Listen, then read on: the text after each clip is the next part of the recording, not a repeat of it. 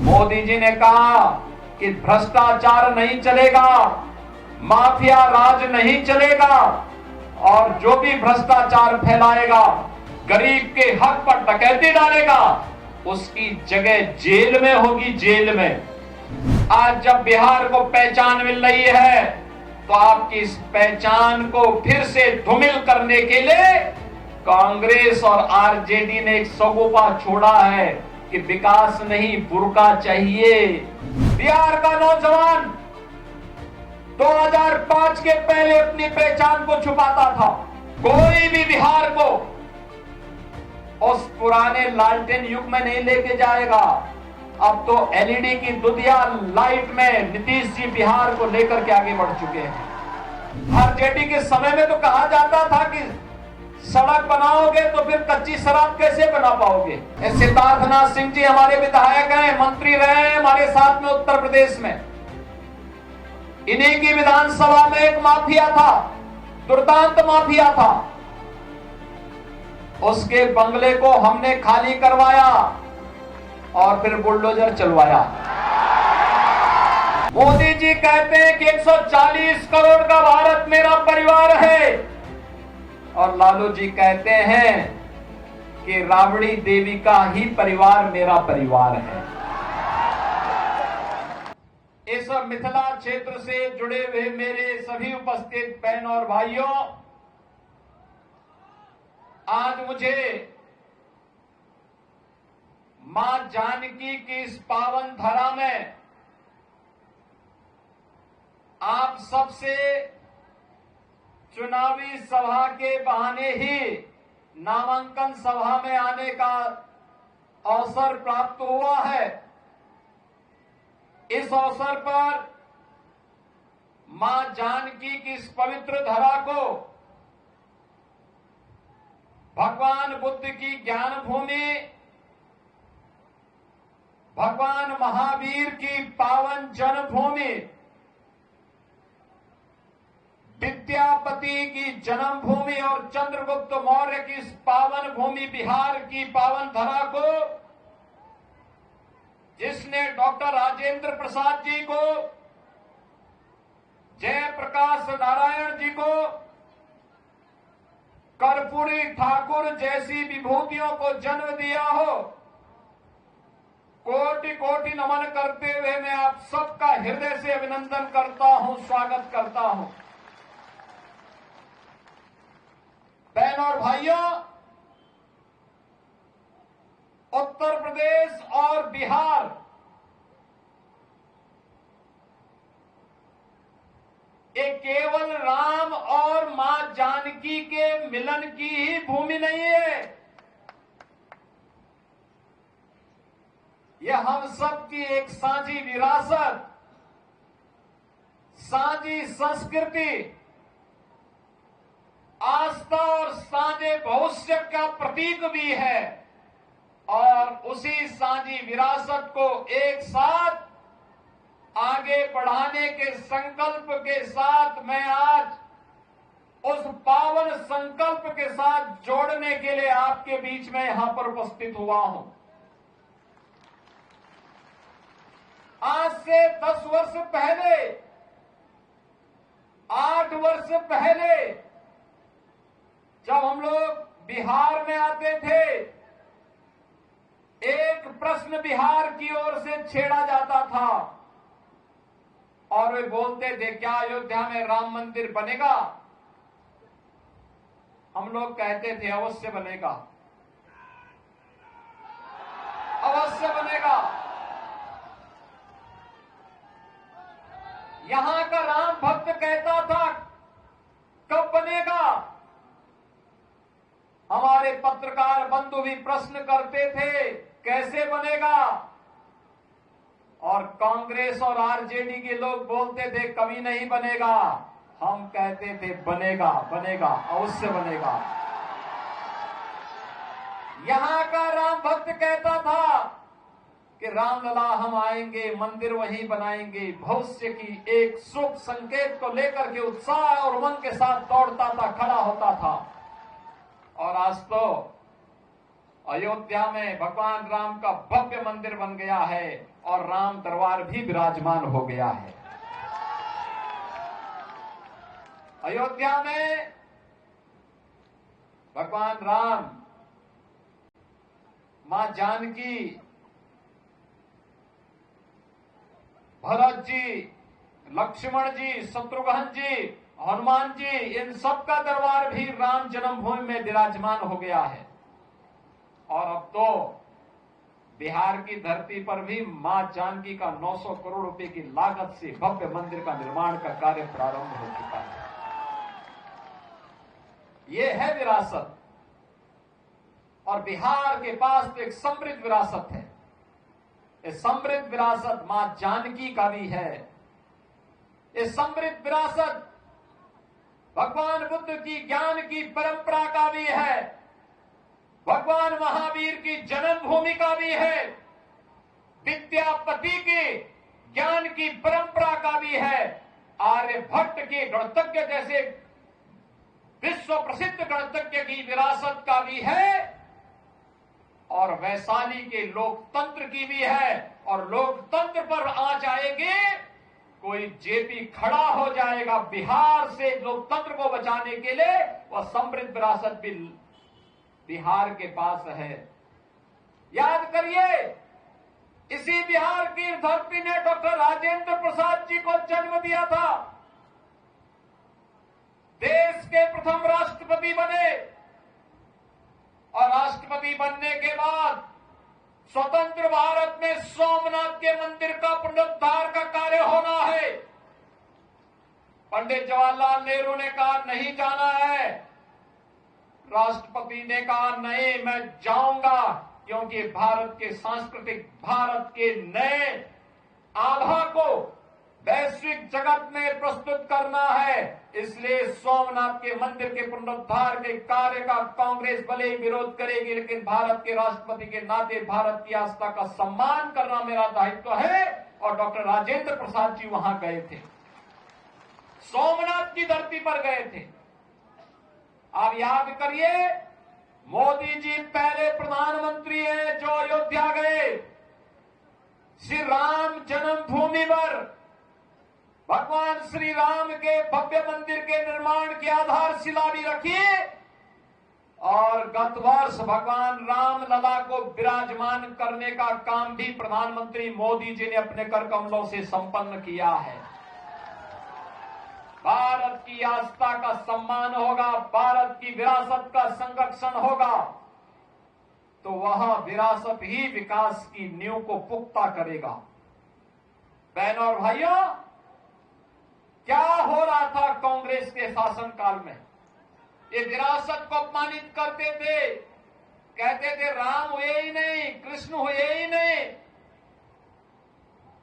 भारत की विरासत को कोसते थे, भारत को अपमानित करते थे, भारत और भारतीयों को गाली देते थे, घुसपैठियों को घुसपैठ करा करके अराजकता पैदा करवाते थे। और आरजेडी को तो कहना ही क्या, इन्होंने बिहार का विकास नहीं किया, अपने परिवार का विकास किया। इन्होंने परिवार का विकास किया। मोदी जी कहते हैं कि 140 करोड़ का भारत मेरा परिवार है, और लालू जी कहते हैं कि राबड़ी देवी का ही परिवार मेरा परिवार है। आरजेडी उससे बाहर नहीं सोच सकती। एनडीए पूरे भारत के लिए सोचता है, और डबल इंजन की सरकार बिहार के उस विकास को आगे बढ़ा रही है। नीतीश जी के नेतृत्व में पिछले 20 वर्षों में बिहार ने विकास की जिस नए प्रतिमान को आगे बढ़ाया है, ऊंचा किया है। आज गांव-गांव की कनेक्टिविटी को तेज किया है, उद्योग लगने प्रारंभ हुए हैं, इंजीनियरिंग कॉलेज बन रहे हैं, विश्वविद्यालय बन रहे हैं। आज बिहार के अंदर विकास एक नई आभा के साथ आगे बढ़ रहा है। बिहार के अंदर बाढ़ की समस्या का समाधान तेजी के साथ आगे बढ़ रहा है। आज जब बिहार में विरासत और विकास के इस अभियान को आगे बढ़ाने का कार्य एनडीए की डबल इंजन की सरकार आगे बढ़ा रही है। बिहार की पहचान आज मेट्रो के रूप में, रेलवे की बेहतरीन कनेक्टिविटी के रूप में, हाईवे के रूप में, एक्सप्रेसवे के रूप में, एयरपोर्ट के रूप में, वाटरवे के रूप में आज जब बिहार को पहचान मिल रही है तो आपकी इस पहचान को फिर से धूमिल करने के लिए कांग्रेस और आरजेडी ने एक सगोपा छोड़ा है कि विकास नहीं बुर्का चाहिए। उनको विकास नहीं चाहिए, उनको तो बुर्का चाहिए, जिससे फर्जी वोट डाल करके यहां के गरीबों और दलितों के हकों पर वे डकैती फिर से डाल सके। बहनों और भाइयों, ये बिहार के चुनाव में ये विकास की बात नहीं कर रहे हैं। इनको विकास नहीं चाहिए, इनको बुर्का चाहिए। फर्जी वोट डलवाएंगे लेकिन चेहरा नहीं दिखवाएंगे। तीर्थ यात्रा में विदेश जाएंगे, एयरपोर्ट पर चेहरा दिखाएंगे, अपना वहां पर पासपोर्ट दिखा करके अपनी फोटो भी दिखाएंगे, लेकिन बिहार में वोटिंग होगी तो कहेंगे कि नहीं, बुर्का को छेड़ो मत, चेहरा दिखाओ मत, फर्जी वोट डलवाने दो, जिससे बिहार के गरीबों के हकों पर फिर से डकैती डाली जा सके। कांग्रेस और आरजेडी आज ये साजिश कर रही है, लेकिन इनकी साजिश सफल नहीं होने पाएगी। अब इनकी साजिश को सफल नहीं होने देना है, और इसीलिए हम आपके पास आए हैं कहने के लिए, बिहार के सामने कांग्रेस और आरजेडी ने पहचान का संकट खड़ा किया था। याद करिए, इन लोगों ने हर जिले में एक एक बड़ा माफिया पाल डाला था। वो लूटता था, विकास के पैसे को हजम कर जाता था, गरीब के लिए आने वाला पैसा स्वयं खा जाता था। गांव में कोई भी कार्य नहीं हो पाता था। 4 महीने बाढ़ से बिहार त्रस्त रहता था। न हाईवे, न रेलवे, न मेट्रो, न कोई नए विश्वविद्यालय, न कोई इंजीनियरिंग कॉलेज, न कोई चिकित्सालय, कोई सुविधा नहीं मिल पाती थी, और विरासत को तो अपमानित करते ही थे। पर्व और त्योहार आता था, पहले से ही लोगों में अपशकुन नजर आने लगता था कि पता नहीं कहां दंगा हो जाए, कहां गुंडागिर्दी करके किस पर कहर पड़ जाए। बहनों और भाइयों, ये डबल इंजन की सरकार आने के बाद दंगे बंद हुए, गुंडागिर्दी बंद हुई, अराजकता बंद हुई, विकास तेजी के साथ आगे बढ़ा है। आज मेट्रो के रूप में विकास की योजनाओं का लाभ भी बिहार को मिल रहा है। तेजी के साथ गरीब कल्याणकारी योजनाओं का लाभ बिना भेदभाव के हर गरीब को, हर गांव को, हर किसान को, हर नौजवान को उपलब्ध करवाया जा रहा है। आज आप देख रहे होंगे, हर गरीब के पास मकान बन गया। 4 करोड़ गरीबों को देश के अंदर मकान बन गए। सर्वाधिक दिनों तक कांग्रेस ने शासन किया, लेकिन वह मकान गरीब का नहीं बना पाई। हर गरीब के घर में शौचालय बन गया, हर गरीब को उज्ज्वला योजना का फ्री कनेक्शन मिल गया, हर गरीब को 5 लाख रुपए की स्वास्थ्य बीमा का, आयुष्मान भारत की सुविधा का लाभ मिल गया, और हर गरीब के लिए फ्री में राशन की सुविधा का लाभ भी मोदी जी ने सब पूरे देश के अंदर 80 करोड़ भारतीयों को उपलब्ध करवा दिया। पहले कहां जाता था? पहले सभी पैसा यही कांग्रेस, आरजेडी और उनके जितने भी पार्टनर्स थे, उन सब में ये बढ़ जाता था, गरीब के पास नहीं आ पाता था, गरीब ताकता रह जाता था, और ये लोग यहां का पैसा दुनिया के बैंकों में जमा करके आने वाली कई पीढ़ियों के लिए खजाना वहां भर देते थे। लेकिन अब मोदी जी ने कहा कि भ्रष्टाचार नहीं चलेगा, माफिया राज नहीं चलेगा, और जो भी भ्रष्टाचार फैलाएगा, गरीब के हक पर डकैती डालेगा, उसकी जगह जेल में होगी, जेल में। और बहनों और भाइयों, अगर उसका उदाहरण देखना है तो उत्तर प्रदेश में हमने किया है।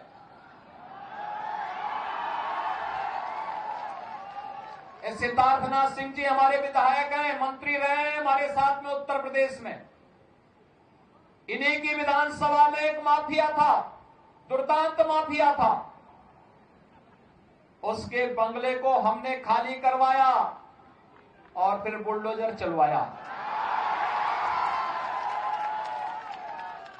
फिर उस वहां पर गरीबों के लिए आवास बनाए, हाई राइज बिल्डिंग बनवाई और गरीबों को फ्री एक एक आवास उपलब्ध करवा दिया। ऐसे लखनऊ में भी होने जा रहा है। हर जनपद में वहां माफिया के द्वारा कब्जा की गई भूमि पर, और अगर किसी ने 10 एकड़ जमीन कब्जा की है और उसके पास अगर कुछ पुश्तैनी भूमि थी तो सबको मिलाकर के ब्याज सहित वापस लिया गया, और वापस लेकर के फिर गरीबों को आवंटित करके गरीबों के मकान बनाए जा रहे हैं। बहनों और भाइयों, माफिया के खिलाफ, गुंडागिर्दी के खिलाफ, देशद्रोही तत्वों के खिलाफ, अराजकता फैलाने वाले तत्वों के खिलाफ अगर कोई लड़ पाएगा तो डबल इंजन की एनडीए सरकार ही लड़ पाएगी, एनडीए का कार्यकर्ता ही लड़ पाएगा। और वही कार्य आज एनडीए की सरकार बिहार के विकास के साथ कर रही है। हर क्षेत्र में विकास के नए प्रतिमान बिहार के अंदर बन रहे हैं। और बिहार के सामने पहचान का संकट नहीं है। जो पहचान का संकट आरजेडी कांग्रेस ने बिहार के नौजवानों के सामने पैदा की थी। बिहार का नौजवान 2005 के पहले अपनी पहचान को छुपाता था, अपनी पहचान को छुपाता था। किसान आत्महत्या करने के लिए मजबूर होता था, पलायन होता था, उपचार की सुविधा नहीं थी, सड़कें नहीं थी। आरजेडी के समय में तो कहा जाता था कि सड़क बनाओगे तो फिर कच्ची शराब कैसे बना पाओगे, यही तो बोलते थे आरजेडी के लोग। बहनों और भाइयों, आपकी पहचान को लोग कैसे धूमिल करते थे। जिस बिहार ने कभी देश को नेतृत्व दिया हो, जिस बिहार पर देश को गौरव की अनुभूति होती हो, जिस बिहार में पाटलिपुत्र भारत की राजधानी के रूप में पूरे देश को स्वर्ण युग में ले जाने का काम जिस बिहार ने किया हो, वह बिहार कांग्रेस और आरजेडी के समय अपनी पहचान के लिए मोहताज हो गया था। और फिर एनडीए की सरकार जब आई, बिहार को आज उसकी पहचान मिली है। और आज इसीलिए हम लोग आए हैं आपसे कहने के लिए, बीजेपी और एनडीए डबल इंजन की ये सरकार बिहार को विकास के पथ पर डबल स्पीड से ले जाने के लिए प्रतिबद्ध है। और विकास की इस प्रक्रिया में आप सबको जोड़ने के लिए आज मुझे सहरसा की इस पावन धरा पर आने का सौभाग्य प्राप्त हुआ है। आप सबसे मैं इस बारे में कहना चाहूंगा कि अब कोई भी बिहार को उस पुराने लालटेन युग में नहीं लेके जाएगा। अब तो एलईडी की दुधिया लाइट में नीतीश जी बिहार को लेकर के आगे बढ़ चुके हैं और बिहार के विकास को कोई बाधित नहीं कर सकता। और बिहार के इस विकास को आगे बढ़ाने के लिए ही आज आप सबका आह्वान करने के लिए मैं आपके बीच आया हूं।